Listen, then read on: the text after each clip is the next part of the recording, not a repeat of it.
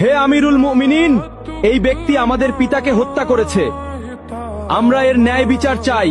আমরা প্রাণের বদলে প্রাণ চাই। জনাব, অভিযোগ সত্য, তবে আমি খুন করার উদ্দেশ্যে তাকে মারিনি। আমার প্রিয় উটটি তাদের বাগানের পাতা খেয়ে ফেলায় বৃদ্ধ পাথর মেরে উটটিকে হত্যা করেন। আমি রাগে পাগল হয়ে যাই, তাই আমি পাথর ছুঁড়ে মারলে সেটি বৃদ্ধের মাথায় লাগে এবং তিনি মারা যান। আমি ইচ্ছা করে তাকে হত্যা করিনি জনাব। তুমি নিজের ইচ্ছায় হত্যা করো বা না করো, ইসলামের বিধান অনুযায়ী তোমাকে মৃত্যুদণ্ড গ্রহণ করতে হবে।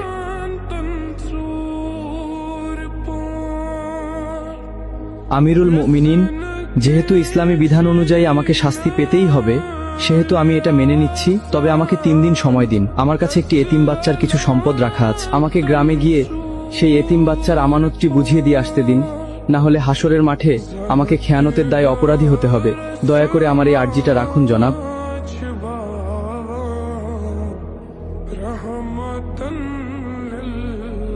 ঠিক আছে, আমি তোমাকে ছেড়ে দিতে পারি, কিন্তু শর্ত হলো কাউকে তোমার জামিনদার হতে হবে।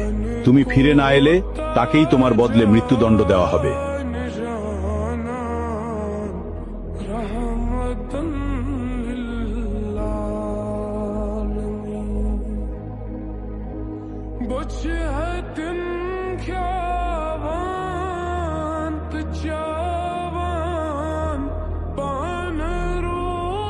হে আমিরুল মুমিনিন, আমি ওর জামিনদার হব। ও যদি না আসে আপনি আমাকেই শাস্তি দেবেন। ঠিক আছে, মঞ্জুর করা হলো। 3 দিনের মধ্যে যদি তুমি ফিরে না আসো, তাহলে তোমার পরিবর্তে আবু যর গিফারিকে হত্যা করা হবে।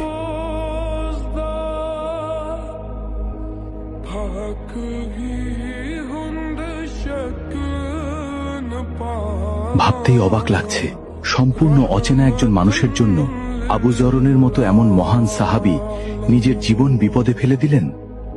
আল্লাহ না করুন ওই বেদুইন যুবক যদি আজ ফিরে না আসে, তবে আমাদের মাঝ থেকে এমন একজন শ্রেষ্ঠ মানুষের প্রাণ চলে যাবে।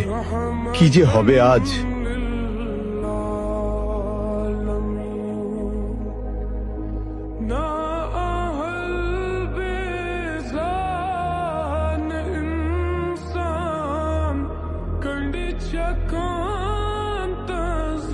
ওই লোকটা যেহেতু 3 দিনের মধ্যে আসতে পারেনি, সেহেতু আবু যর গিফারিকেই তার পরিবর্তে হত্যার আদেশ দেওয়া হলো।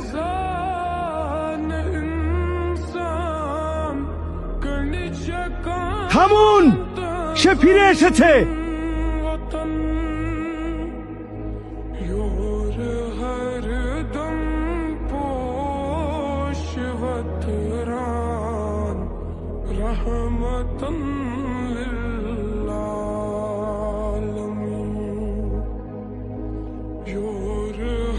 কি ব্যাপার, তোমার আসতে এত দেরি হলো কেন? আমিরুল মুমিনিন, মাফ করবেন। রাস্তায় যদি আমার ঘোড়া পায়ে ব্যথা না পেত তবে যথাসময়ে আসতে পারতাম। বাড়িতে গিয়ে আমি একটুও দেরি করিনি। বাড়ি পৌঁছে গচ্ছিত আমানত ও ঋণ পরিশোধ করি। তারপর বাবা, মা এবং নববধূর কাছে সব খুলে বলে চিরবিদায় নিয়ে মৃত্যুর প্রস্তুতি নিয়ে মদিনার উদ্দেশ্যে রওনা দেই। এখন আমার জামিনদার ভাইকে ছেড়ে দিন আর আমাকে মৃত্যুদণ্ড দিয়ে পবিত্র করুন, কেননা কেয়ামতের দিন আমি খুনি হিসেবে আল্লাহর সামনে দাঁড়াতে চাই না। তুমি তো পালিয়ে গিয়ে নিজের প্রাণ বাঁচাতে পারতে। মৃত্যু নিশ্চিত জেনেও কেন ফিরে এলে? আমি ফিরে এসেছি কেউ যাতে বলতে না পারে এক মুসলমানের বিপদে আরেক মুসলমান সাহায্য করতে এগিয়ে এসে নিজেই বিপদে পড়ে গেছিল। আর আপনি কেন এই অপরিচিত লোকের জন্য নিজের জীবন বাজি রাখলেন? আমিরুল মুমিনিন, কেউ যেন বলতে না পারে এক মুসলমান বিপদে পড়েছিল অথচ কেউ তাকে সাহায্য করতে এগিয়ে আসেনি।